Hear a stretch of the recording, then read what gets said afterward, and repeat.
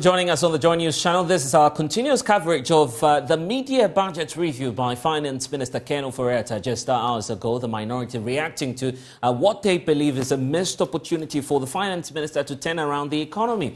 There are also indications that we're getting from this media budget review, the fact that we've not grown at this rate in the last 7 years. What's accounting for this? My colleague is joining me in studio now with our research desk, Isaac Ofori-Atta, helping us to break down the issues that we've been watching here on the JoyNews channel. Yes, this is the man, Ken Ofori-Atta, making that presentation earlier today. But let's get to some of the topical issues that came up when the Finance Minister appeared before the House today. Let's start off from the key issue that you would talk to us about shortly in terms of the figures. But Ken was on the floor of the House earlier today. Here are excerpts for you.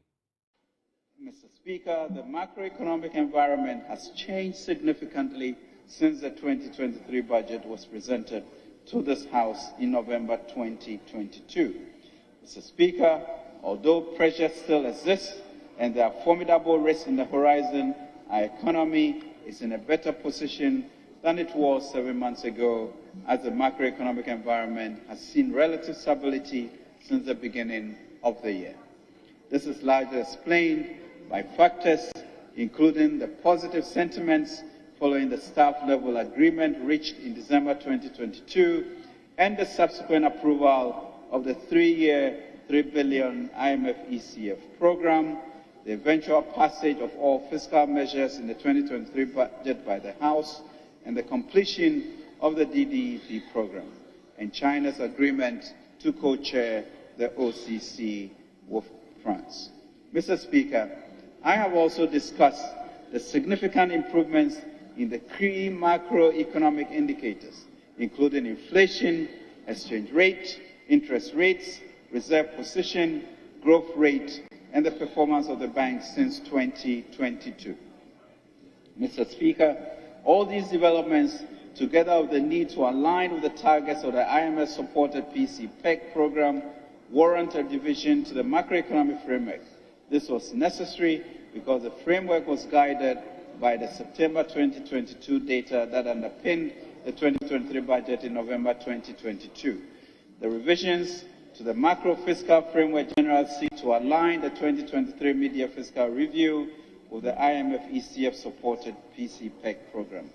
Mr. Speaker, key revisions to the macro-fiscal target for 2023 year include: 1. Overall real GDP growth rate of 1.5% down from 2.8%.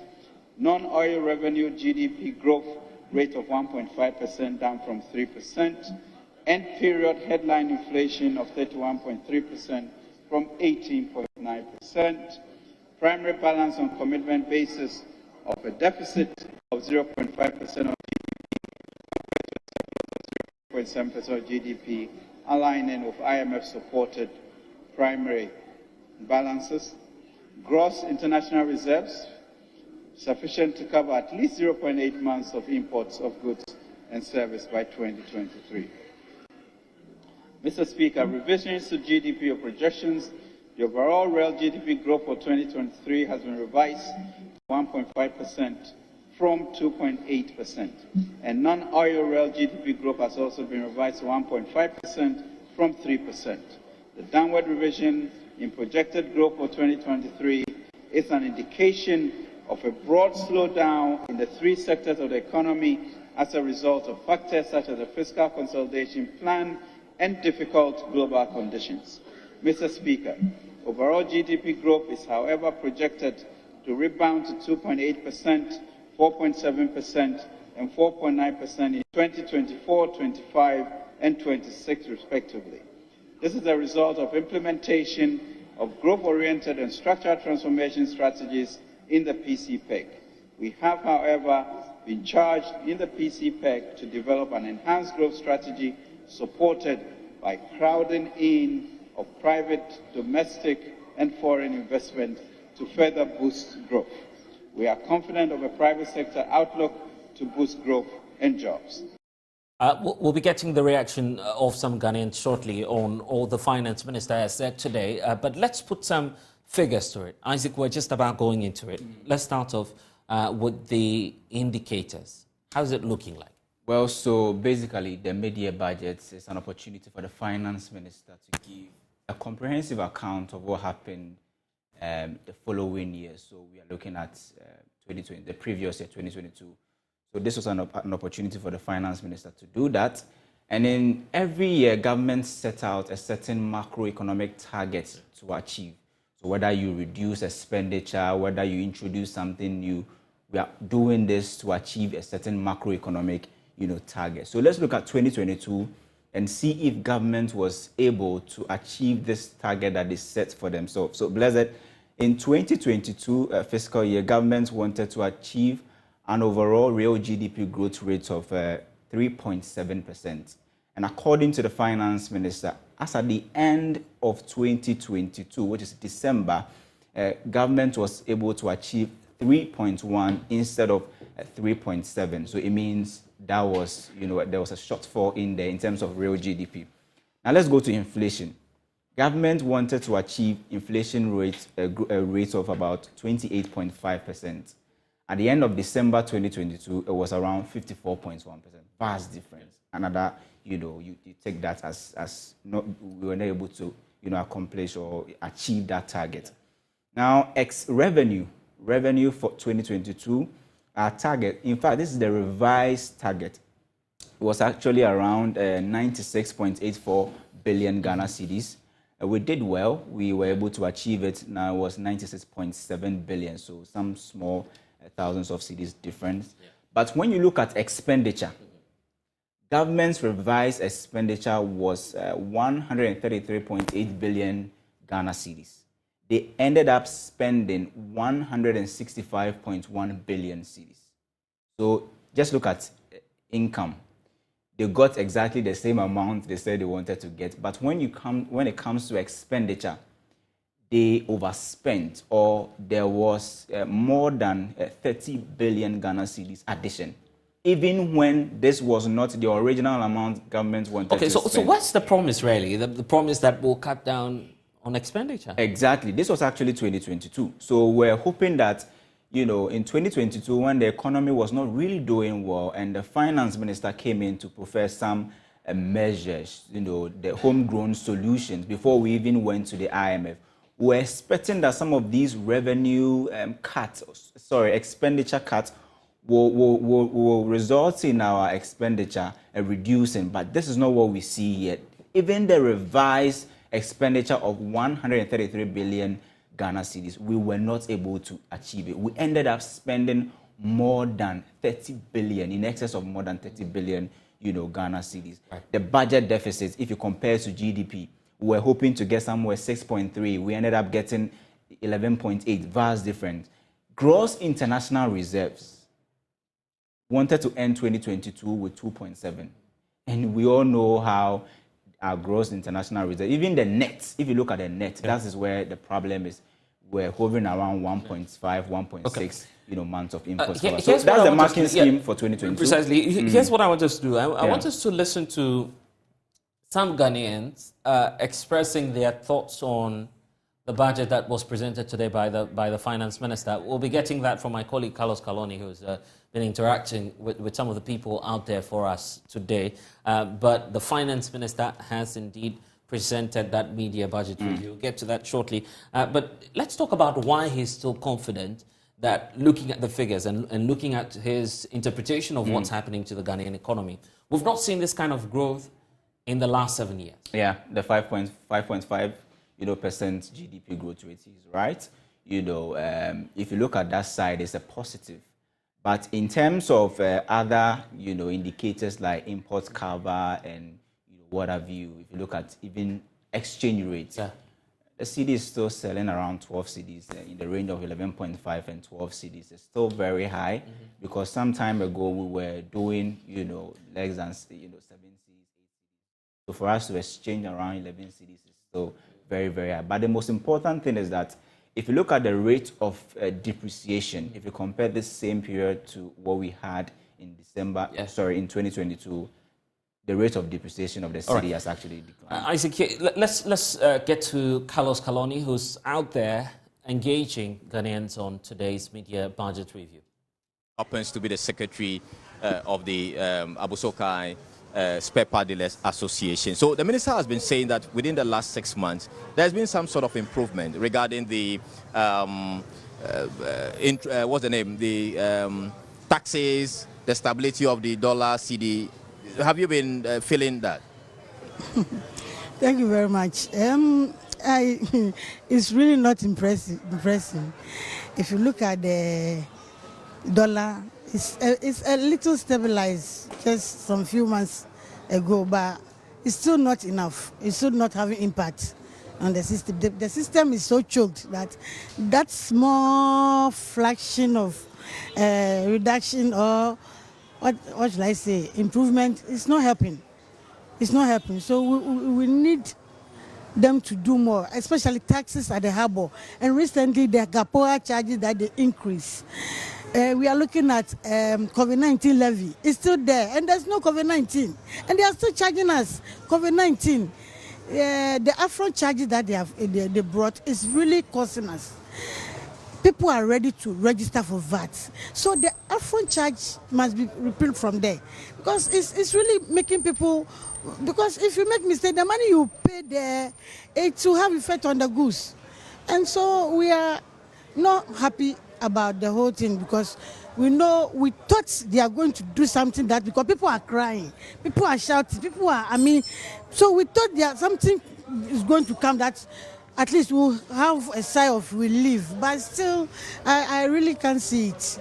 I really can't see it. Would you say you were left disappointed after listening to the minister? Yeah, I was disappointed. I was expecting, especially the COVID-19 levy. I thought it would be repealed from there. And it's still there. Just recently, Gapo has increased their charges. It's all affecting traders. When you come, you don't know what to do. You sell, and if you don't get money to add it, you can't go again.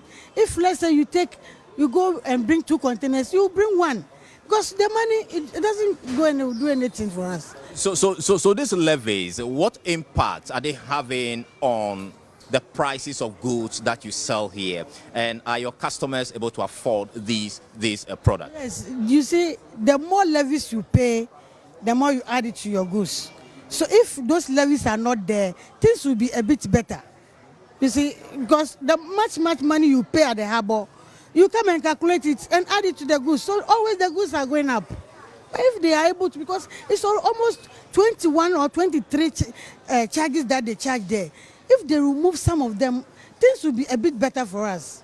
Yes. All right. So hold on. Let me come to you. Now, I believe that you are a major stakeholder when it comes to this economic issue. Have you had any discussions with the minister or those in charge of policy prior to this presentation? And what have been the position, from you and from them? Well, there has been a stakeholder discussion. But like they always do, they implement the policies, or they put up the policies, and then they just read it to us. So there's nothing we can do about it, right? So ideally, we are supposed to be consulted. They come to us, they take our views on some of the things that will go into their budget, but they don't get our input. So they will be called, that this is what we are going to talk about. It's not a fair situation to us. Businessmen all over this country are struggling with capital. Our capital is dwindling. A year ago, if you're able to import 4 containers and having about $10,000 to $20,000, this time around, that amount of money cannot get the same containers at the port. So these are the economic situation we are talking about. Inflation-wise, how are we controlling inflation in this country? Is the government supposed to put policies and measures in place to reduce or to curtail some of these issues? So there are a lot of issues in our business setup that the government is not sitting down with us to make sure that we put our concerns to them for them to implement it in their budget. These are some of the issues we are battling with currently. So the next 6 months, based on this presentation made by the finance minister, what do you foresee the next 6 months? Well, in terms of the work you do, the import and all that. It's going to be the same because nothing has changed. There hasn't been any improvement. Who is giving us capital to, turn around the business that we are doing? Which bank is willing to give us capital at a very low rate so that we'll be able to increase our capital If you are importing 4 containers, you can increase it to maybe 8. If you are having $10,000, you can increase it to $20,000. We are not having all these facilities available to us. So it's making business here very difficult, and I have to say that. What would you want to say to the managers of the economy at this point in time? In terms of capital, can the managers of the economy look at the banks to extend a flexible loans to business people?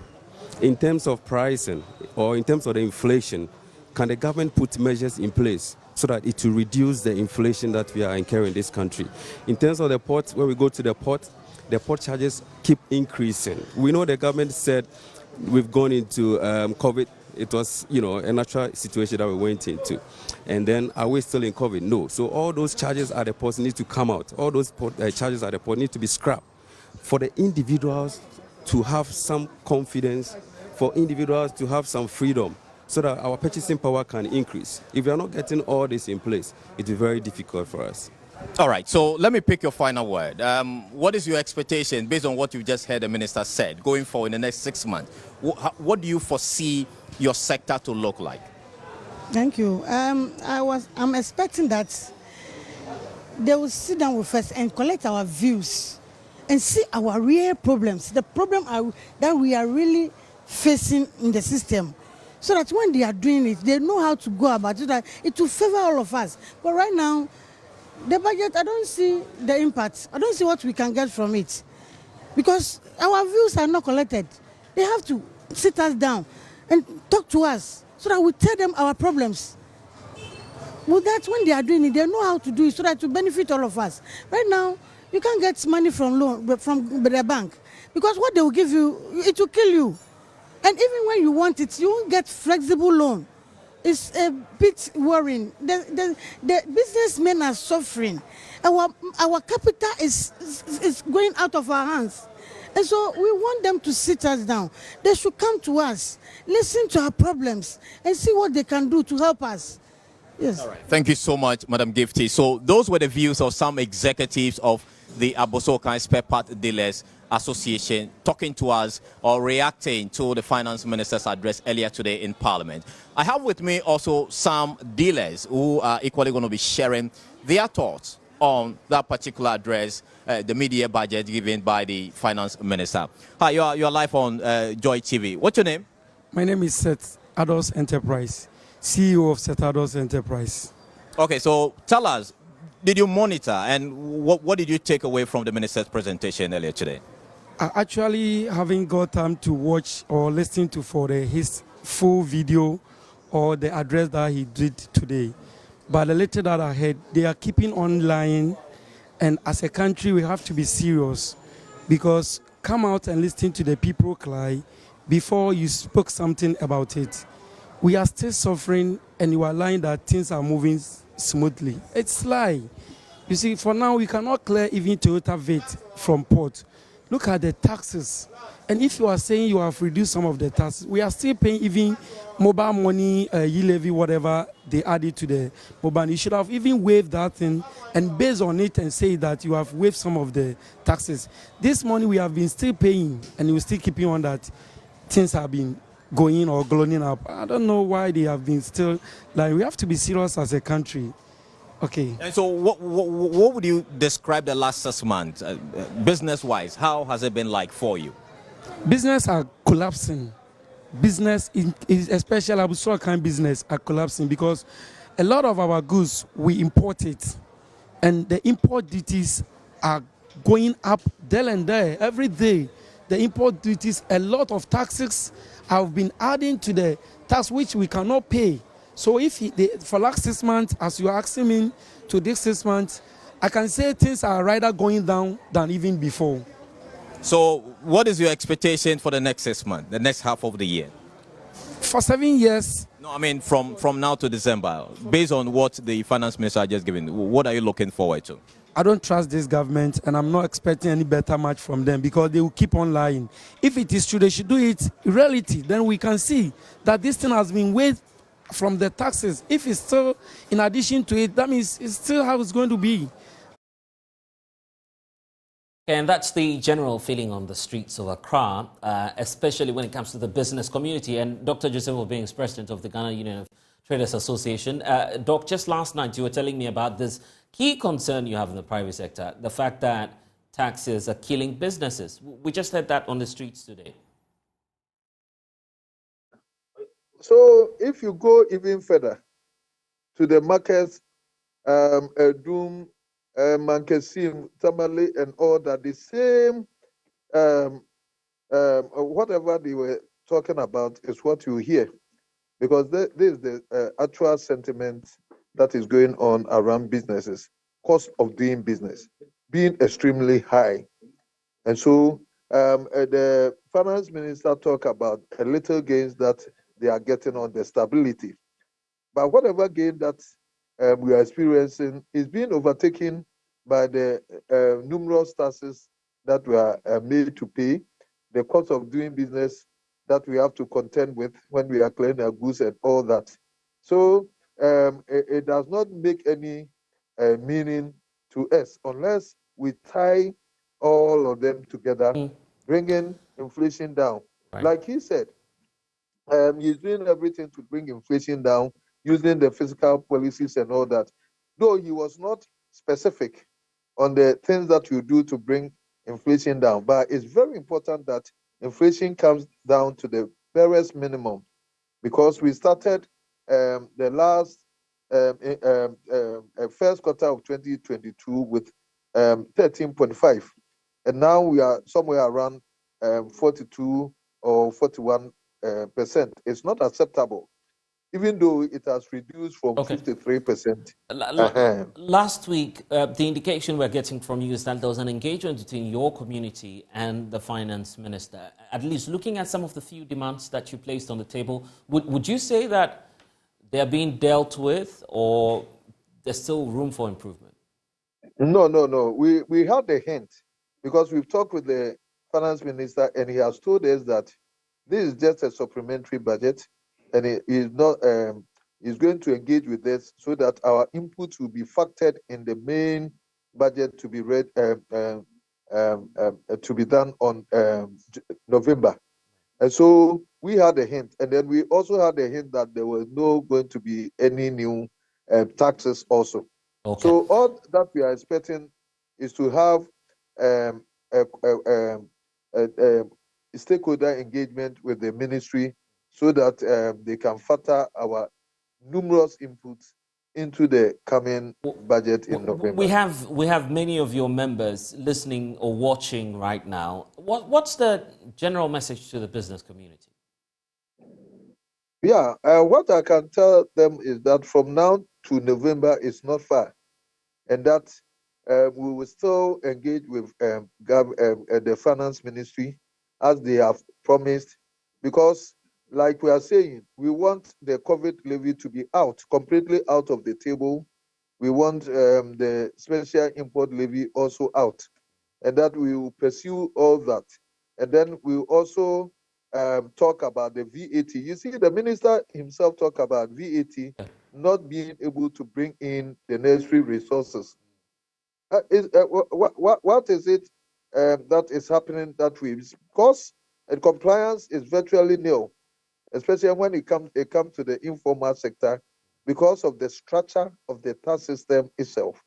So it's very important that going forward for the November budget, we make sure that we restructure the VAT system to be able to ensure compliance, so that government can have its bit, and then traders can also conveniently charge the VAT. Yeah. Dr. Joseph Obeng, thank you for spending some time. Thank you. Isaac, let's wrap up because there's a second leg to this conversation, and let's do that briefly as we, of course, wrap up the conversation. The point about the debt restructuring program, because it's coming in the wake of the program that we have with the International Monetary Fund. Are we out of the woods yet? Because that's been the key concern of investors. Well, I don't think we are, because if you look at a certain special word that the finance minister chose to use, in terms of describing the DDEP. It says the initial debt domestic program. That's the name now. Initial. So yeah, he maybe used a the second word round. exactly. So if you are telling me initial, it means there's a probability. And he stated it categorically in there that there were other groups that were excluded. Do we have a sense of persons that, or groups that are likely to be affected if indeed the finance minister says, I'm doing a second round of debt restructuring? So we know, of course, we know IPPs, number one. They have to come to the negotiation table. There's also cocoa bills. There's local, US dollar denominated bonds, and also Bank of Ghana non-tradable debt. But one most important thing that we have to note is that, the external debt restructuring. That is the most important thing, because if you're not able to do that, it means you're going to put a lot of pressure on your, gross international reserve and even your exchange rate, for instance, because you end up using most of your dollars to now settle interest on loans. It looks as if we are hitting a roadblock. And where's that likely coming from? Because I feel the finance minister for 5 months is still talking about assurance. And not the relief. And not the real relief or the amount or the magnitude of haircuts that investors are willing to take.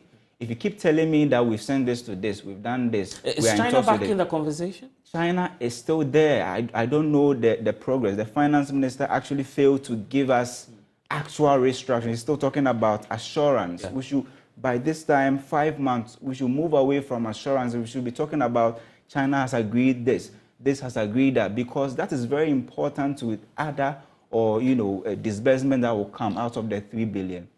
If you are still talking about assurances, and I'm afraid that the external debt restructuring is not moving as quickly as that we may want. And, the DDEP is actually affecting banks, and the finance minister made it clear over there, because if you look at, banks still have up until September to register for the, stabilization fund. They should submit something to the Bank of Ghana. So they have But the IPPs are such a drain on the national budget. Yeah. Because they belong to a certain sector of the economy that generates about $1 billion in terms of debt every year. And just by way of excess capacity, we end up generating close to $500 million as debt every year. So if you are doing a restructuring or finding ways and means to cut down on costs, and you do all other places and you don't touch the energy sector, or you don't negotiate with IPPs, then it doesn't become holistic. Yes. Interesting times ahead. Isaac Ofori-Atta, data analyst here at JoyNews. But next we are asking, why are there so many military takeovers happening within the West Africa sub-region? It's our next conversation. Here are the polls. You want to stay? When we get back, we'll tell you what the defense minister has to say about that, and the possibility that Ghana may be deploying its troops into Niger. We'll tell you more about that.